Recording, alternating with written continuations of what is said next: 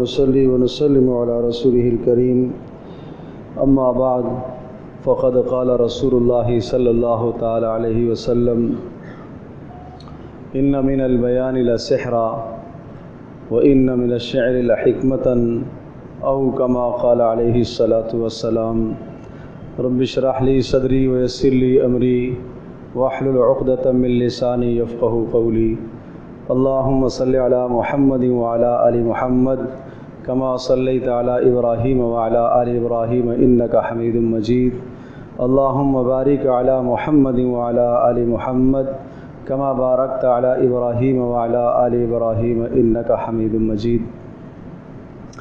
آج کی یہ تقریب اور محفل حمد و نعت کے نام سے معنون ہے۔ وہ نظم کے کلمات جن کلمات میں اللہ تبارک و تعالیٰ کی تعریف کی جاتی ہے اور اللہ تبارک و تعالیٰ کی ثنا کو، اللہ کی بزرگی کو، کبریائی کو بیان کیا جاتا ہے، ان کلمات کو حمد سے یاد کیا جاتا ہے۔ اور وہ کلمات جو حضرت محمد صلی اللہ تعالیٰ علیہ وسلم کی مدح اور آپ علیہ الصلاۃ والسلام کی تعریف پر نظم کی صورت میں مشتمل ہوں، عام طور پر انہیں نعتیہ یا نعت کہا جاتا ہے، نعتیہ کلام یا نعت رسول مقبول صلی اللہ تعالی علیہ وسلم کہا جاتا ہے۔ رسول اکرم صلی اللہ تعالی علیہ وسلم کا ارشاد پاک ہے کہ بسا اوقات کچھ بیانات ایسے ہوتے ہیں، کچھ گفتگو کا انداز ایسا ہوتا ہے کہ جو سحر اور جادو کی تاثیر رکھتا ہے، کہ جس طرح سے جادو اثر کرتا ہے اور دلوں کو پلٹ دیتا ہے، آدمی کی سوچ کو پلٹ دیتا ہے، بالکل اسی طرح سے کچھ کلام بھی ایسے ہوتے ہیں، کچھ بیان بھی ایسے ہوتے ہیں کہ ان بیانوں میں، ان کلاموں میں ایسی تاثیر ہوتی ہے کہ وہ متکلم اپنے کلام کے ذریعے سے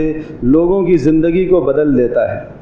وہ علیحدہ بات ہے کہ وہ کلام حق پر بھی مبنی ہو سکتا ہے، باطل پر بھی ہو سکتا ہے۔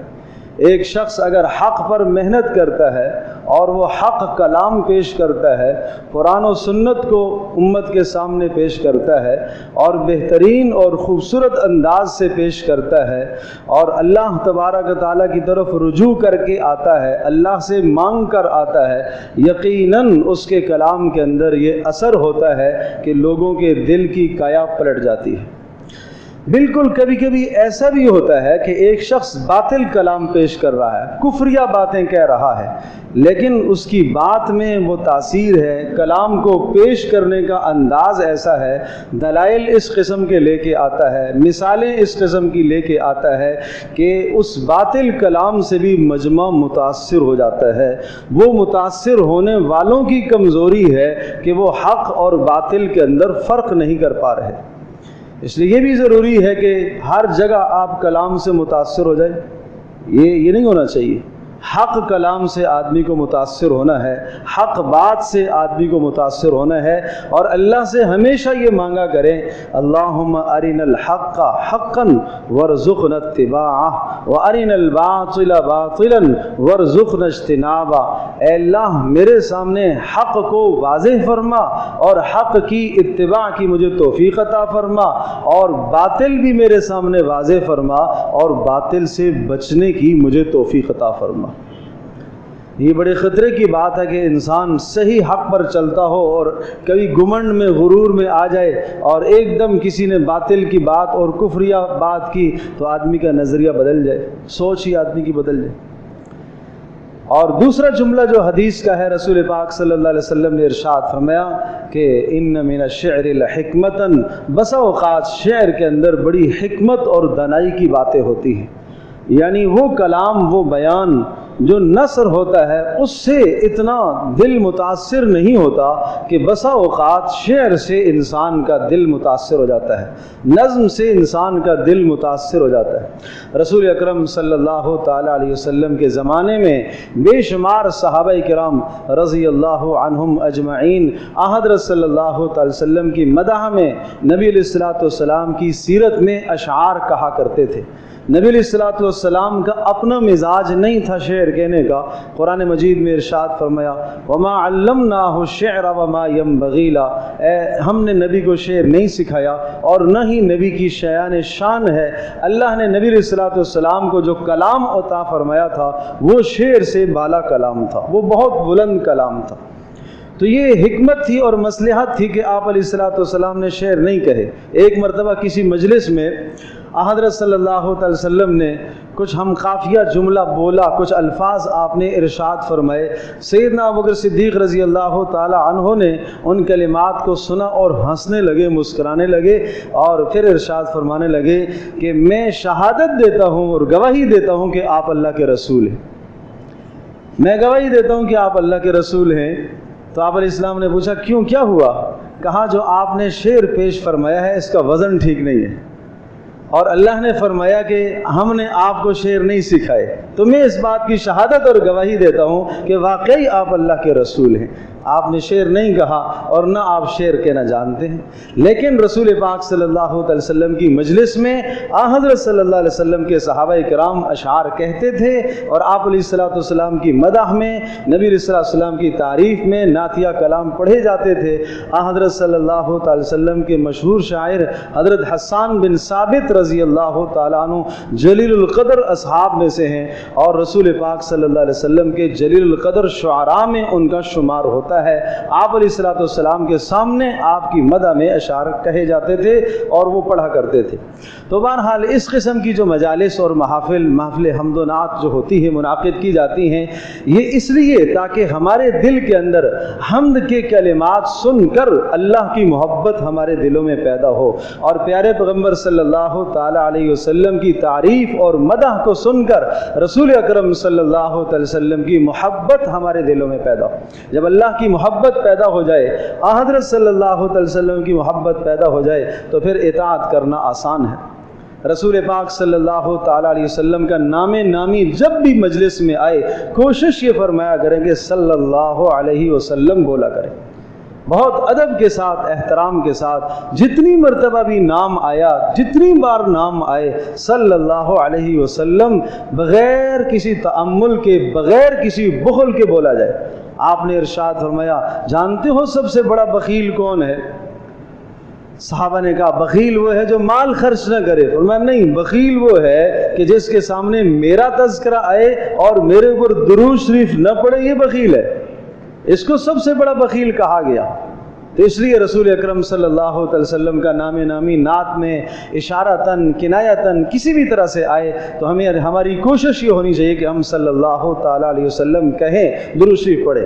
اور آپ کتابوں کے اندر دیکھیں گے، بخاری، مسلم، ترمذی، ابو داؤد، سائے ستہ، جتنی بھی کتابیں ہیں، جتنی مرتبہ ایک صفحے پر رسول اکرم صلی اللہ علیہ وسلم کا نام آتا ہے، اتنی مرتبہ درود شریف پورا لکھا ہوا ہوتا ہے۔ صرف سواد نہیں لکھا ہوا ہوتا، پورا درود شریف لکھا ہوا ہوتا ہے۔ یہ حق ہے پیارے پیغمبر صلی اللہ علیہ وسلم کا۔ حضرت مولانا اشرف علی تھانوی نور اللہ مرقدہ ارشاد فرمایا کرتے تھے کہ اگر آپ کیا کاغذ بچا لیں گے؟ صلی اللہ علیہ وسلم کہنے سے آپ بچ رہے ہیں اور صرف سواد لکھ رہے ہیں، کیا آپ کاغذ بچا لیں گے، یا آپ سیاہی بچا لیں گے، یا آپ وقت بچا لیں گے؟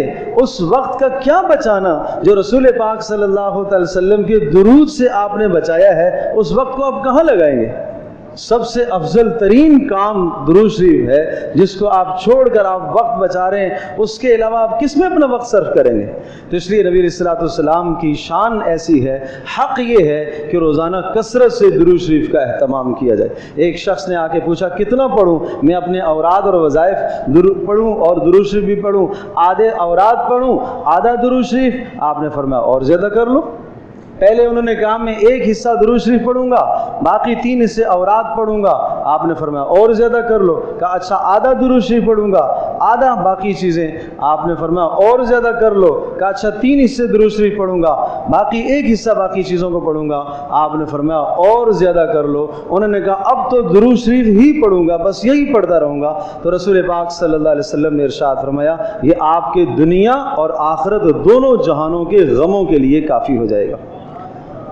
تو بڑی تاثیر ہے درود شریف میں، پیارے پیغمبر صلی اللہ علیہ وسلم کی مدح میں۔ تو بھائی حضرت صلی اللہ علیہ وسلم کی تعریف میں جو اشعار کہے جاتے ہیں، شرکیہ کفریہ اس قسم کی چیزیں نہ ہوں۔ رسول پاک صلی اللہ علیہ وسلم کو جو اللہ نے مقام اور مرتبہ دیا ہے، اللہ کے بعد سب سے بلند و بالا مقام پیارے پیغمبر صلی اللہ علیہ وسلم کا ہے، لیکن اللہ کا ایک مقام ہے۔ تو رسول اکرم صلی اللہ علیہ وسلم کی مدح میں ایسے کلمات آدمی نہ کہے کہ حضرت صلی اللہ علیہ وسلم کو خدا تک پہنچا دے، اس لیے کہ آپ نے ارشاد فرمایا تم مجھے اتنا بڑا چڑھا کر نہ پیش کرو جس طرح سے لوگوں نے عیسیٰ بن مریم کو کیا تھا۔ میں اللہ کا بندہ ہوں، میں اللہ کا رسول ہوں، میں اللہ کا بندہ ہوں، میں اللہ کا رسول ہوں۔ حضرت صلی اللہ علیہ وسلم کو یہ بندگی پسند تھی۔ پھر اسی طرح سے ایک بات اور بھی عرض کرتا ہوں کہ جب بھی بسا اوقات آپ سنتے ہیں کہیں نعت پڑھی جا رہی ہے، حضرت صلی اللہ علیہ وسلم کی مبارک مدح ہے، اشعار ٹھیک ہیں، لیکن ساتھ میوزک بج رہا ہے، یہ چیز بھی اچھی نہیں۔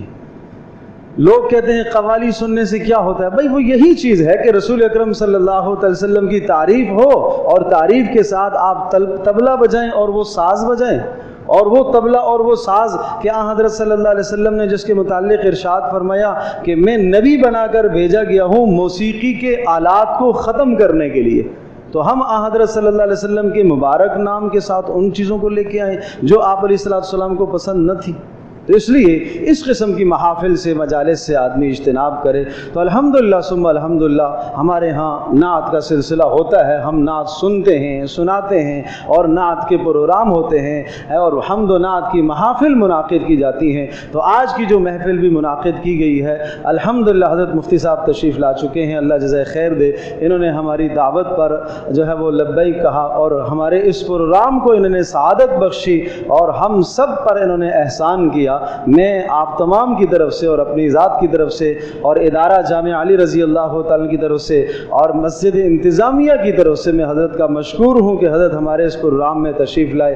اسی طرح سے باہر سے جو آئے ہوئے جتنے بھی احباب ہیں دیگر مساجد سے، ان سب کا میں تہ دل سے شکریہ ادا کرتا ہوں کہ وہ بھی ہماری دعوت پر تشریف لائے اور انہوں نے اپنا وقت نکالا، اور ایسی مجالس کے لیے وقت نکالا جائے۔ الحمدللہ اس سے پہلے بھی اس قسم کے پروگرام یہاں جامع مسجد حنفیہ جامعہ علی رضی اللہ تعالیٰ عنہ کے اندر ہوتے رہے، اور اس کے بعد بھی انشاءاللہ ثم انشاءاللہ ایسے پروگرامات ہوتے رہیں گے۔ الحمدللہ درس نظامی کا سلسلہ صبح بھی چل رہا، شام کے اوقات میں بھی درس نظامی کا ایک سلسلہ ایک ادارے کی الحمدللہ ثم الحمدللہ خدمات ہیں، اور ہر وقت ہماری کوشش یہ ہے کہ یہاں قال اللہ قال الرسول، اللہ اور اس کے رسول صلی اللہ علیہ وسلم کے گیت گاتے رہیں لوگ، اور یہاں سے لوگ مستفید ہوتے رہیں۔ اللہ تبارک و تعالی ہم سب کا بیٹھنا اپنی بارگاہ میں قبول فرمائے۔